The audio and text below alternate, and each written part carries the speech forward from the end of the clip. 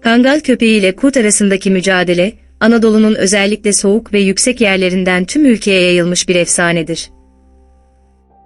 Birisi çobanların ve sürünün can dostu, diğeri ise çobanın korkulu rüyası, sürünün ve kangal köpeğinin düşmanı olarak biliniyor. Peki bu iki hayvan gerçekten de birbirine düşman olabilir mi? Kangal köpeği ve kurt hangi durumlarda karşı karşıya gelir, hangisi kazanır? İşte işin popüler kültürle harmanlanmış efsane kısmı, bu sorulardan itibaren başlıyor.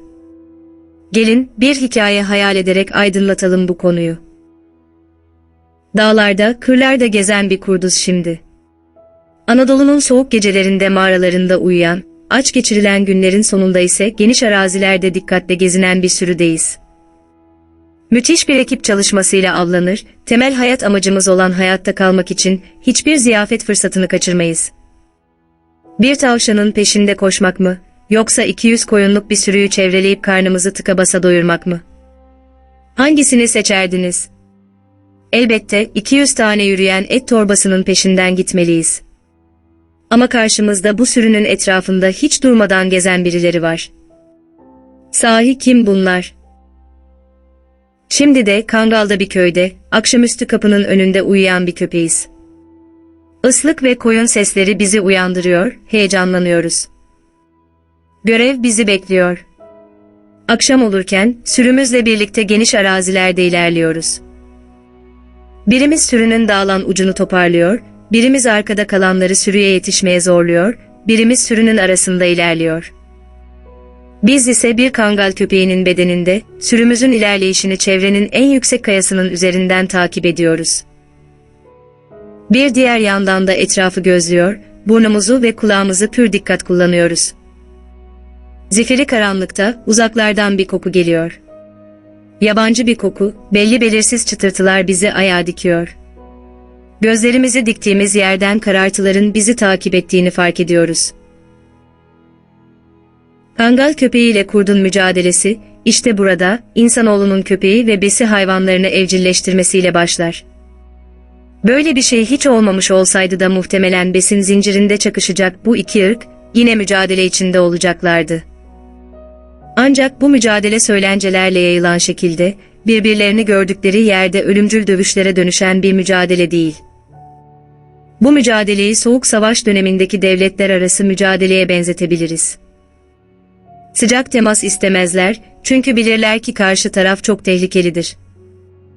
Yaralarını saramayacağı mücadelelere tutuşmanın ise iki sebebi vardır. Birisi açlık, diğeri görev. Sürünün başındaki çoban olalım bir süreliğine. Koyunlar yolculuğun yorgunluğu ve doymuşluk hissiyle uyumaya başlamışlar. Sürü durmuş, biz durmuşuz, çay kaynıyor. Çayın közüne eğilip sigaramızı yakmaya çalışırken, köpeklerimizin hareketlendiğini seziyoruz. Kayaların üstündeki can dostumuz, bir noktaya kilitlenmiş, hırıltılar çıkarıyor. Diğerleri bu sesi duyar duymaz o bölgeye bakıyor ve havlamalar başlıyor. Köpeklerimiz bir şey gördüler. Bizim ne olduğundan şüphemiz var mı? Soğuğun memleketinde, sürüsünün başında tecrübeli bir çobansanız bu hareketlenmenin ne demek olduğunu hemen anlarsınız. Sürüdeki bir koyunun bedenine giriyoruz bu kez. Tam karnımız doymuş, sürü durmuş ve uykumuz gelmişken, köpeklerin havlamasıyla irkiliyoruz. Havlamalar şiddetleniyor ve içlerinden birisi karanlığa doğru koşmaya başlıyor. Çoban elinde feneriyle koşarak geliyor ve köpeğin koştuğu yere ışığını tutuyor. Korkulu rüyamız tam da karşımızda duruyor. İkişer tane parıldayan göz, çobanın ışığı tuttuğu her yerde beliriyor. Çaresiz, neler olacağını bekliyoruz. Köpekler bir o yana bir bu yana koşarken, sürüde de bir tedirginlik başlıyor. Bu noktadan sonra kimin kazanacağına şartlar karar verir.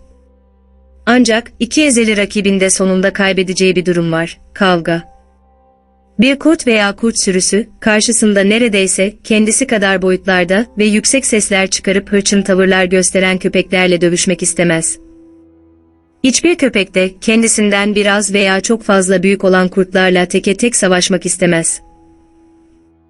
İşte burada şartlar devreye giriyor. Kurt sürüsü çok aç kalmışsa kavga kaçınılmazdır. Köpek ekibinin lideri çok agresifse kavga kaçınılmazdır.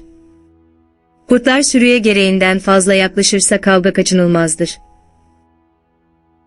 Şartlar kurt ile kangal köpeğini karşı karşıya getirdiğinde, her ikisi de sorunu kavga etmeden çözmenin yolunu ararlar.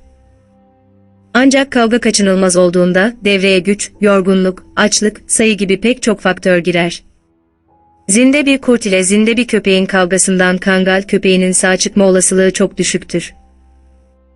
Ancak ikisi de son derece zeki hayvanlardır ve kaybedecekleri bir kavgaya kolay kolay girmezler.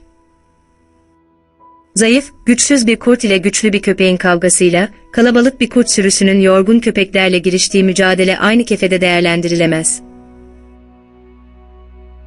Aslında sandığımız gibi düşman değildir kangal köpeği ile kurt. Yalnızca birinin hayatta kalma arayışıyla, diğerinin sorumluluk alanı birbiriyle çakışır. Anadolu bozkırlarının, dağlarının, soğuk gecelerinin sessizliğinde bu iki uzak akraba, birbirlerinden uzak durmaya gayret gösterirler. Kim kazanır, kim kaybeder? Bunu kimse bilemez. Anadolu'nun yok olmaya yüz tutmuş, şehirlerin bozgununa uğramış bu mücadelesi efsanelerde ve köylerde var olmaya devam edecek. Kurt, karnını doyurmak için arayışa çıkarken, kangal köpeği, sürüsünü canı pahasına koruyacak. Çoban çayını içemeden etrafta koşuşurken, koyunlar tedirgin gözlerle olan biteni izleyecek. Anadolu'nun kuru ayazı ise bu mücadeleye ev sahipliği yapmayı sürdürecek.